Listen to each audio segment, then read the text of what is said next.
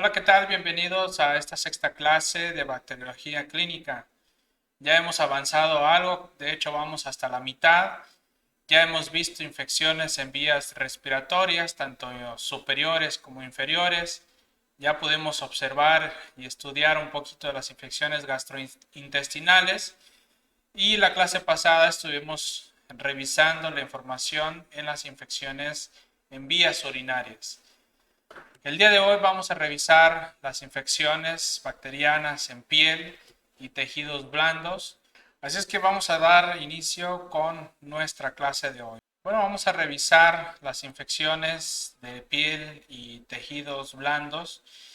Uno de los tipos de infecciones quizá menos comunes, pero importantes revisar, ya que hay diferentes tipos de pacientes especiales en los cuales hay que tener cuidado sobre ellos, darles el tratamiento lo más pronto posible para que puedan pasar por el curso de esta infección y poder estar sanos.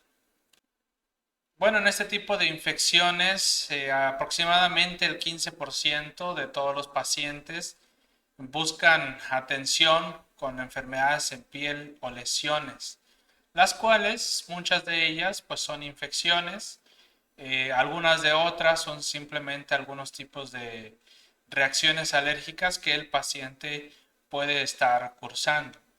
Sin embargo, es importante ya que con simplemente una herida, con con el solo hecho de abrir la piel a través de algún accidente, pues ya el sistema está expuesto a una infección bacteriana, ya que eh, nuestro tejido, nuestra piel está invadido por microbiota. Es uno de los lugares donde más bacterias tenemos que forman parte de nuestra microbiota. Es importante que podamos hacer una revisión de la anatomía de la piel, ya que es uno de los lugares donde se pueda llegar a infectar e invadir otros tejidos u otros órganos en diferentes partes de nuestro sistema. Como bien conocemos de la anatomía en la piel, pues tenemos la primera capa que es la epidermis, tenemos una segunda capa que es la dermis, donde ya empieza a haber algo de tejido conectivo, también algunos vasos sanguíneos. Después tenemos lo que es el tejido subcutáneo, donde puede estar, por ejemplo, lo que es ya la parte final de la glándula sebácea y del folículo de un cabello. Después tenemos lo que es la fascia, lo que es el músculo y también lo que llega hasta el hueso. Importante saber que tenemos los vasos sanguíneos, algunas venas o arterias que pueden pasar por los tejidos más interior, y que algunas infecciones pudieran llegar a migrar hasta eh, los vasos sanguíneos y migrar a otros órganos. Sin embargo, también podemos tener ya infecciones en otros lugares y que pueden llegar hasta la piel por los mismos vasos sanguíneos. Obviamente, como sabemos, es el tejido y el órgano más grande que tenemos en todo nuestro cuerpo. Por ende, puede haber diferentes infecciones en diferentes lugares. Cada parte de nuestra piel también es un poco diferente en diferentes partes, con una piel más gruesa o una piel más blanda. Por eso también estaremos hablando de tejidos blandos, donde pueden haber colonización por diferentes microorganismos. Aquí tenemos algunos de ellos, por ejemplo, por Staphylococcus aureus, que puede ocasionar infecciones, otros por la Pasteurella multocida, y aquí lo menciona por mordidas de alguna de nuestras mascotas, como son los gatos y los perros. Podemos también tener infecciones por hongos y hasta por algunos virus. Sin embargo, no solamente se limita a lo que es la parte superficial, sino también infecciones más profundas, como lo es llegar hasta los huesos. Tenemos la Neisseria gonorrea, que puede llegar hasta los huesos y ocasionar alguna artritis. Tenemos algunas bacterias de las Mycobacterium, por por ejemplo la Marinum. Tenemos la Borrelia burgdorferi, que también puede ocasionar lo que es la enfermedad de Lyme, y algunos otros virus que también pueden ocasionar la artritis. Tenemos la Haemophilus influenzae, el tipo B, y la Salmonella, y algunas otras estafilococos que son coagulasas negativas. Es importante revisar algunas diferentes lesiones que, de acuerdo a sus características morfológicas y visibles, pues es la forma en cómo se llaman estas lesiones mucocutáneas. Podemos tener de tres tipos de lesiones, algunas de ellas cuando el microbio o el microorganismo está circulando por la sangre. Tenemos otra, por ejemplo, la más común, que es la segunda, que es por algunos virus y que está siendo trasladada por el torrente sanguíneo. Sin embargo, la que estaremos hablando más común es por infecciones que ha sido colonizado por la piel y que ésta puede llegar a trasladarse a diferentes partes del tejido. Entonces, el primero de ellos es el papiloma, donde el microorganismo crece en el epitelio, lugar donde va a proliferar y que va a ocasionar algún tipo de tumoración, y que en este mismo lugar es un poco más limitado, pero aquí mismo está proliferando y va a provocar lo que es el papiloma. Sin embargo, tenemos otros tipos de lesiones. El primero es una mácula, donde no hay una inflamación como tal.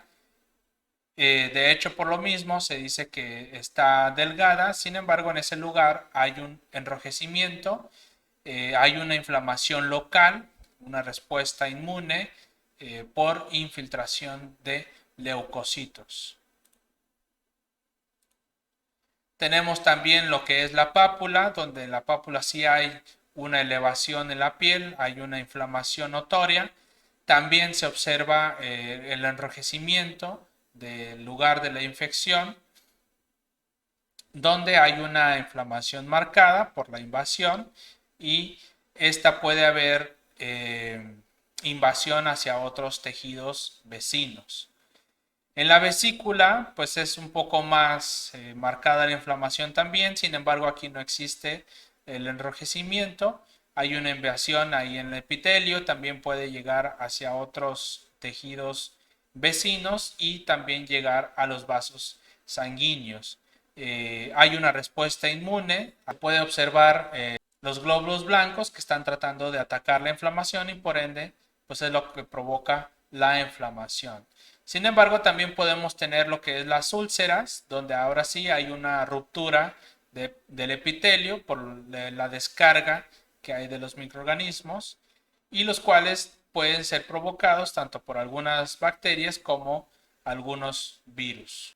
Y vamos a iniciar con la lista de bacterias que pueden ocasionar algunas enfermedades. Las más comunes y algunas de ellas que son importantes en algunas regiones.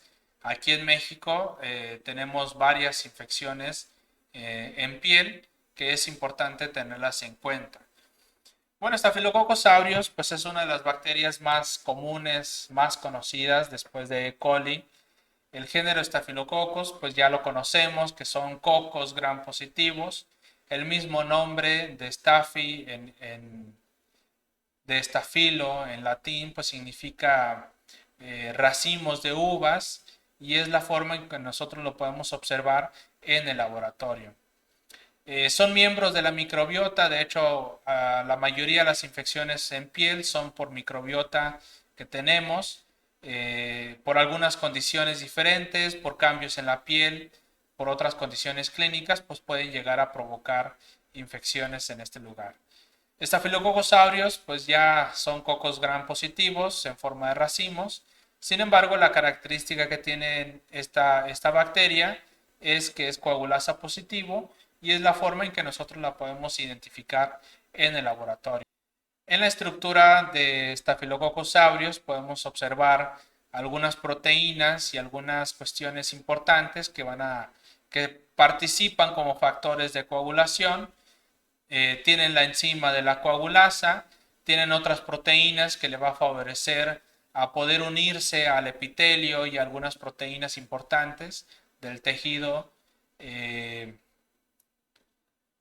proteínas importantes de la piel, como lo son la proteína que se une a la elastina, al colágeno y a la fibronectina. Tenemos algunas toxinas que de hecho son lo que va a provocar algunas rupturas y algunas sintomatologías importantes en el ser humano.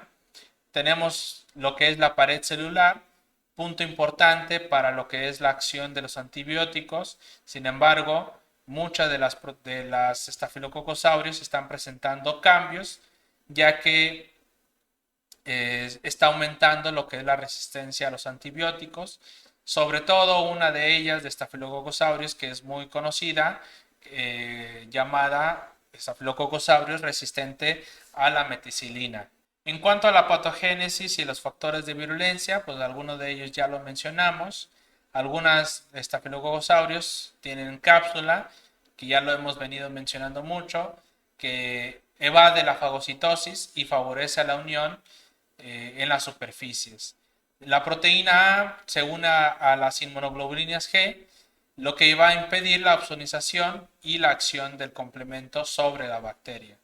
El ácido teicoico, que es parte de la pared celular, favorece la unión a la fibronectina en las superficies de las mucosas.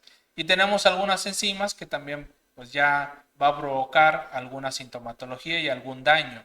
La coagulasa pues, forma coágulos de fibrina en el mismo organismo y la prueba que nos va a ayudar para identificarla en el laboratorio.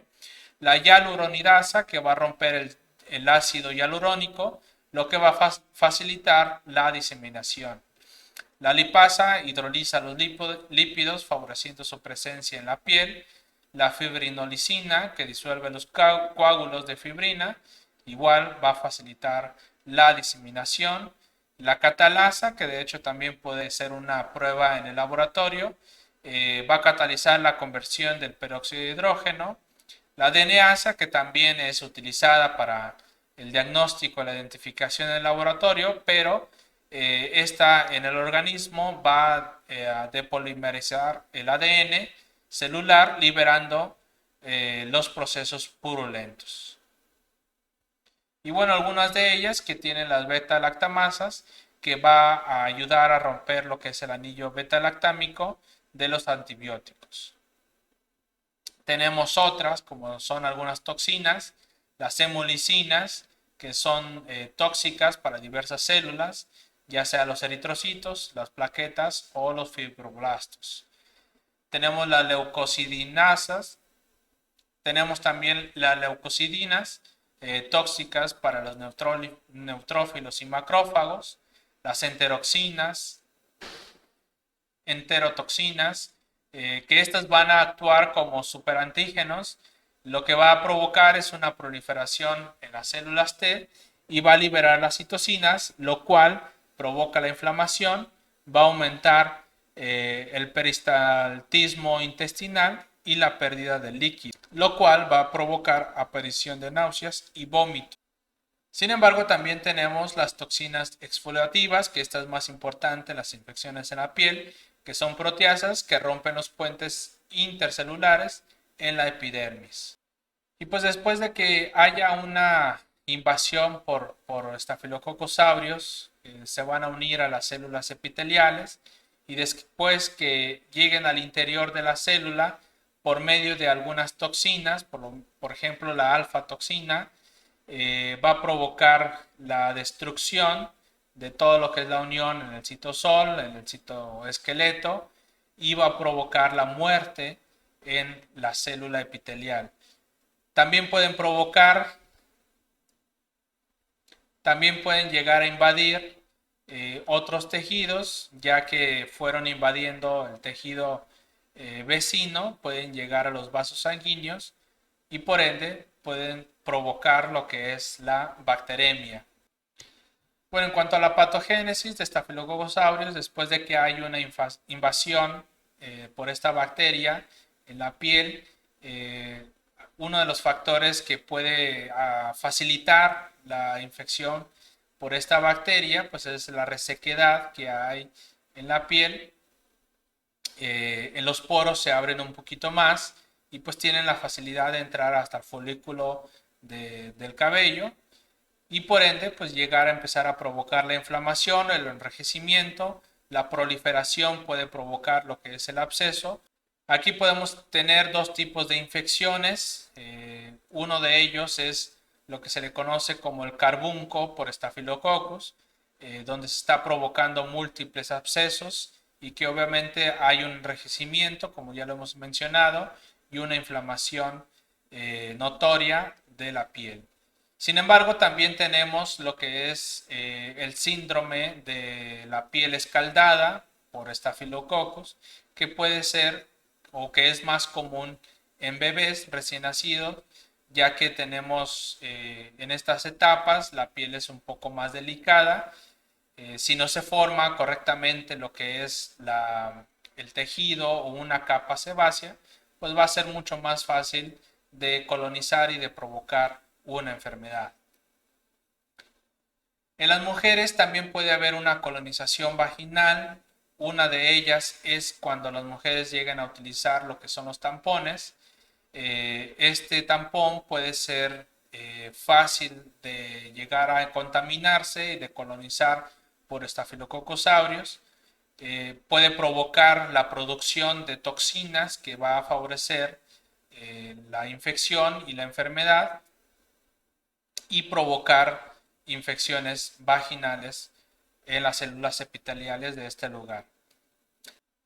Y bueno, aquí tenemos la lista de algunas de las enfermedades que provoca estafilococos, como lo es el carbunco crónica, el impétigo, lesiones profundas, el síndrome de piel escaldada, ya mencionada en los neonatos o en los niños recién nacidos, y el síndrome de shock tóxico, que es cuando ya la bacteria está produciendo una cantidad elevada de toxinas y las cuales pueden llegar hasta el sistema circulatorio y que puede provocar fallas en diferentes órganos y viene lo que es el shock. En el laboratorio, para poder realizar la identificación de esta bacteria, pues uno de los medios más utilizados es el agar sal-imanitol, en el cual va a provocar coloración amarillenta alrededor de las colonias. Las colonias también tienen la pigmentación amarilla, que es característico para Staphylococcus aureus. Algunas de ellas, o la mayoría de ellas, puede provocar hemólisis en el agar sangre, una beta hemólisis. Sin embargo, ya para la identificación vamos a utilizar la prueba de coagulasa, que solo Staphylococcus aureus puede tener esta reacción de una manera positiva. Se va a formar un coágulo, una sustancia muy sólida, y por ejemplo, comparándolo con Staphylococcus epidermidis, el plasma queda de una manera más líquida. También tenemos la DNasa, el cual es importante, puede ser otra forma de poder identificarlo, ya que Staphylococcus aureus es DNasa positiva. El tratamiento es muy importante y hacer la prueba de susceptibilidad, sobre todo para Staphylococcus aureus resistente a la meticilina, ya que pues, son de las primeras antibióticos de amplio espectro que siempre se ha recetado, que se ha dado al paciente. Sin embargo, si un Staphylococcus aureus es resistente a todo lo que es los beta-lactámicos, pues las lesiones y la enfermedad puede llegar a ser grave, que puede llegar hasta la muerte del paciente. Se ha utilizado lo que es la vancomicina y la daptomicina para infecciones más profundas, por ejemplo en infecciones que llegan hasta los huesos o osteomelitis. Sin embargo, la clindamicina y la doxiciclina se utilizan para infecciones superficiales o en tejidos blandos. Bueno, ahora vamos a hablar de Rickettsia rickettsii, un género que en algunos lugares es muy importante, que es endémico. De hecho, aquí en México, aunque no hay muchos casos reportados, sí hay algunos, sobre todo hacia el norte del país, ya que en Estados Unidos hay lugares que sí es común esta infección y por ende tener el tratamiento correcto y sobre todo rápido después del diagnóstico, ya que puede llegar hasta la muerte del paciente. El género de Rickettsia son cocobacilos pequeños. Estas tienen la estructura como todos los gram negativas. Sin embargo, difícilmente retienen los colorantes de la tinción de Gram, lo cual hace que sea difícil de observar en un microscopio normal, compuesto, y lo más común es utilizar inmunofluorescencia específica para el género de Rickettsia, sobre todo la especie de Ricketts. El metabolismo de ellos es que crece libremente en el citoplasma de las células que invade. De hecho, es muy importante este punto, ya que en el laboratorio, en medios in vitro, difícilmente las vamos a aislar. Normalmente se llegan a utilizar medios de cultivo celulares, ya que la bacteria Rickettsia es una célula intracelular obligatoria. Sin embargo, un problema que tienen estas es que son de crecimiento lento, tienen ciertos requerimientos específicos para poder sobrevivir. Algunos de ellos son, por ejemplo, algunos cofactores de nucleótidos. Algunos aminoácidos son muy esenciales para ellos. Los carbohidratos deben de estar fosforilados para poder utilizarlos y utilizan el ATP de la célula para la fuente de energía. En cuanto a su epidemiología, bueno, la bacteria de Rickettsia rickettsii, su lugar donde les va a gustar colonizar y poder provocar la enfermedad, pues es el endotelio vascular. Y a esta infección, la enfermedad se le conoce como la fiebre de las montañas rocosas, ya que es muy común en algunos lugares de Norteamérica y Centroamérica, donde hay mucha montañas y pues el clima favorece la proliferación de este microorganismo. La infección es por un vector, esta no anda libre, tiene que estar en algún microorganismo o algún organismo, y la mayoría de ellos es por las garrapatas que normalmente están en algunos roedores. Sin embargo, lo más común en nuestros hogares pues son los perros. Y como ya lo mencioné, en cuanto a su patogénesis, la transmisión es por garrapatas. La primera lesión que llegan a provocar es una vasculitis y patofisiológicamente esto guía a una permeabilidad vascular. También se puede provocar lo que es la hipovolemia y una hipotensión. En las áreas focales donde llega la infección, la proliferación endotelial y un infiltrado perivascular puede conllevar a lo que es una trombosis, y esto va a dar a una fuga de glóbulos rojos al tejido circundante, por lo cual como síntoma va a aparecer un sarpullido y lo que son las lesiones petequiales. En cuanto a manifestaciones clínicas, pues esta, como ya se mencionó, se le conoce como fiebre de las montañas rocosas, causada por la especie de Rickettsia.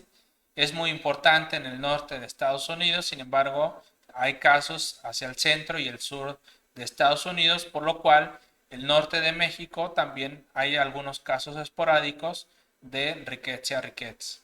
Esta es transmitida por dos tipos de vectores, puede ser por las polillas de la madera, su nombre científico es Dermacenton andersoni. Sin embargo, lo más común y lo más conocida es por la garrapata de los perros, que aquí tenemos una foto de microscopía electrónica, y que esta es conocida como Dermacentor variabilis. Y aquí podemos tener lo que es el sarpullido, la lesión que provoca la riqueza. En el diagnóstico de laboratorio, pues de hecho no se aísla en agares, en medios de cultivo común en microbiología, se puede utilizar cultivos celulares. Sin embargo, podemos llegar a poder observarlo o a poder detectarlo por medio de serología con el suero del paciente y buscar los antígenos específicos de Rickettsia ricketts.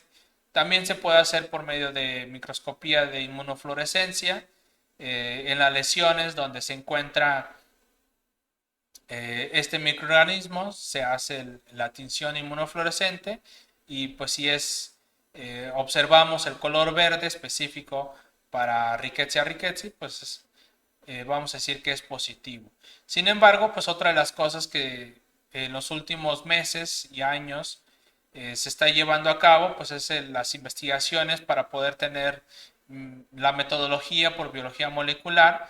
Por lo menos aquí en México, en la Universidad Autónoma de Baja California, se ha estado trabajando mucho con ello, la cuales ellos ya han presentado una metodología por PCR para hacer el diagnóstico de Rickettsia rickettsii. El tratamiento, el antibiótico sería doxiciclina o en algunos casos también la tetraciclina es efectivo tanto para niños como adultos. Sin embargo, una condición o un aspecto importante a mencionar es que no se debe de utilizar las sulfonamidas ya que ésta puede empeorar la infección, por lo cual está contraindicado contra Rickettsia rickettsii. La siguiente bacteria que vamos a revisar es Eikenella corrodens. No es tan común, pero es importante tenerla en cuenta. De hecho, Eikenella corrodens es parte de la microbiota oral. También se puede encontrar en la cavidad intestinal de los seres humanos. La mayoría de las infecciones de esta bacteria están asociadas a un tipo de trauma, especialmente en mordidas por otras personas, sobre todo por aquellas personas que tienen una pobre higiene oral y que ocasionen o provoquen una mordida o que den una mordida en otra persona, por ejemplo, en algunas peleas puede provocar infección por esta bacteria. Sin embargo, también por cirugías en la cavidad bucal puede llegar a provocar una infección por este microorganismo. Este microorganismo es un patógeno oportunista solamente en pacientes inmunocomprometidos, sobre todo con VIH, desnutrición, diabetes. Son pacientes que están susceptibles a estas infecciones. Están asociados con enfermedades como osteomielitis, artritis, infecciones postoperatorias en los tejidos, en la piel, abscesos subcutáneos, entre otras enfermedades. También se reporta en celulitis después de una directa inoculación con inyecciones de parnaferalia, es decir, personas que lleguen a hacerse inyecciones de drogas de uso recreativo, como le llaman, donde algunos limpian hasta la misma jeringa con la misma saliva, o algunos autores en algunos libros lo mencionaban hasta después de lamerla, y esto puede provocar una infección en las personas que se inyecten algunas drogas. El diagnóstico en el laboratorio, el aislamiento, aunque sí es posible, son bacterias muy fastidiosas, requerimientos muy específicos, son cocobacilos gram negativos que crecen mejor en condiciones altas de dióxido de carbono y que se le puede agregar a, por ejemplo, la agar sangre emina. No son móviles, son oxidasa positiva y estas no metabolizan carbohidratos, de hecho utilizan algunos aminoácidos como fuentes de energía. Son catalasa negativos y ellos pueden llegar a producir pigmentos amarillos en el medio de cultivo.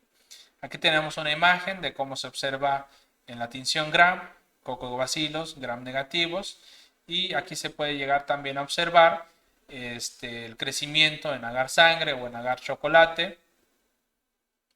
Se puede llegar a observar una coloración medio verdosa por uno el pigmento que ellos pueden llegar a producir, y también da un olor característico como si fuera de un blanqueador de hipoclorito de sodio. El tratamiento en estas bacterias típicamente se menciona que es resistente a la clindamicina y a las cefalosporinas. Sin embargo, se ha demostrado la sensibilidad a la penicilina, a la ampicilina, cefotaxima, clorafenicol, carbenicilina y el imipenem. Y por último, vamos a revisar la última bacteria uno de los géneros que ya revisamos con anterioridad, como lo es Mycobacterium. Sin embargo, la especie que estaremos revisando hoy es Leprae. En cuanto a sus generalidades, pues es un bacilo ácido alcohol resistente que no crece en medios artificiales o cultivos de tejidos. De hecho, esta no se puede llegar a tener en el laboratorio. Así es que su identificación es un poco diferente. Sin embargo, no es que no se pueda observar en el microscopio. La estructura de los componentes de la pared celular es similar a otras micobacterias. Se sabe que se sintetizan algunos mucósidos, como lo es el glucolípido fenólico 1, en grandes cantidades y solamente por esta especie. En cuanto a su epidemiología, bueno, pues se desconoce exactamente el modo de transmisión. Sin embargo, se cree que es por pequeñas gotas de secreciones nasales en aquellos casos que son por la lepra lepromatosa. El periodo de incubación, de hecho, es bastante largo y por lo mismo las observaciones clínicas es hasta de 2 hasta 7 años y hay casos que puede ser hasta 4 décadas. La infectividad aún así es baja, por lo tanto no es común, aún a veces dentro de una familia es posible que solamente un paciente o una persona tenga la infección, al menos que haya contacto. La infectividad es muy baja, por lo cual es una infección no muy común. Aquí en México tenemos en diferentes lugares, sobre todo por ejemplo Nuevo León, en Sonora, son estados donde hay casos de lepra. En cuanto a su patogénesis, Mycobacterium leprae es un microorganismo intracelular obligatorio. Las células Schwann son el blanco de estas bacterias, las cuales estas células constituyen la glía del sistema nervioso periférico y de hecho aquí lo podemos observar prácticamente lo que es cerca de las neuronas y estas son las células que tienen como blanco Mycobacterium leprae. Los glucolípidos fenólicos 1 y las proteínas de unión a la laminina facilitan la invasión en las células nerviosas periféricas, lo cual de hecho permite un tipo de anestesia local y que va a provocar lesiones en la piel que no son sensibles, de hecho no hay dolor. Sin embargo, las lesiones en la piel son provocadas por la respuesta inflamatoria inmune. En la forma tuberculoide se forman lesiones de granulomas con infiltrados de células T CD4 positivas. Hay células gigantes y hay infiltrado de estos linfocitos. En la lepra lepromatosa, la única diferencia es que aquí vamos a encontrar numerosas células TSD8. Hay macrófagos, los cuales son conocidos como macrófagos espumosos, y hay un infiltrado denso con bacilos de la lepra, que son características de los dos tipos de lepra, una tuberculoide y otra llamada lepromatosa. En esta imagen podemos observar cómo se llegan a revisar la infección por la lepra. En la lepra tuberculoide nosotros podemos observar una inflamación marcada en lo que es la piel. Sin embargo, en la lepra lepromatosa no hay esta inflamación, pero sí se llega a observar lo que es un enrojecimiento en los lugares donde se está provocando la enfermedad. En cuanto al diagnóstico de la lepra, pues se toma en cuenta 4 parámetros. Número 1, lo clínico, que sería lo epidemiológico y lo social, lo que el médico va a llegar a observar, el lugar donde vive, donde reside. Esto es muy importante. Número 2, se va a realizar una baciloscopía, una tinción de ácido alcohol resistente, aunque estas son más rápido de poderse teñir, lo cual se puede decir una tinción Ciel-Nielsen modificada. Sin embargo, también se puede hacer una histopatología para poder observar tejidos más profundos y también se puede llegar a realizar por inmunología. Las áreas donde se debe tomar la muestra para realizar la baciloscopía, uno de ellos es el lóbulo de la oreja. En este lugar se puede hacer un corte pequeño del lóbulo para poder hacer la tinción por baciloscopía. Sin embargo, también se debe de hacer un pequeño corte de una lesión cutánea para poder hacer la tinción. Y número 3, se puede hacer de lo que es la mucosa nasal, sobre todo en lo que es la lepra lepromatosa. En el portaobjeto se llegan a poner, de hecho, las tres muestras para poder observarlo. La mucosa nasal, en la parte de un extremo, en el medio es de una lesión cutánea, y en el otro extremo lo que es el lóbulo de la oreja. Y en los tres se hace la revisión en el microscopio y poder contar los bacilos positivos. Y en cuanto al tratamiento para Mycobacterium leprae, la dapsona es uno de los más utilizados, bloquea el metabolismo del ácido para-aminobenzoico en la lepra, así es que es un buen tratamiento efectivo contra este microorganismo. Para una enfermedad multibacilar, ya cuando hay bastante bacilos observados en el microscopio, se recomienda el uso de la dapsona junto con clofazimina con dosis mensuales de rifampicina por un año.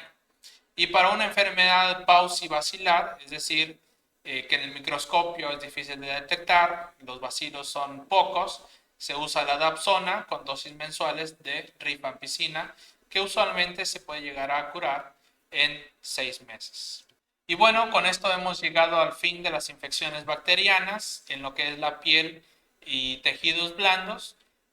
No son de las infecciones comunes y de las muestras que vamos a recibir en el laboratorio, pero es importante que podamos tener en cuenta algunas de ellas. De hecho, hay otras que no se mencionó, como Streptococcus, sobre todo Piógenes, que también pueden llegar a provocar infecciones en la piel. Y hay otras más en las cuales podremos mencionar aquí abajo en el video, en la descripción del video, para tenerlas en cuenta. Así es que muchas gracias por su atención y nos vemos en la próxima clase. Hasta luego.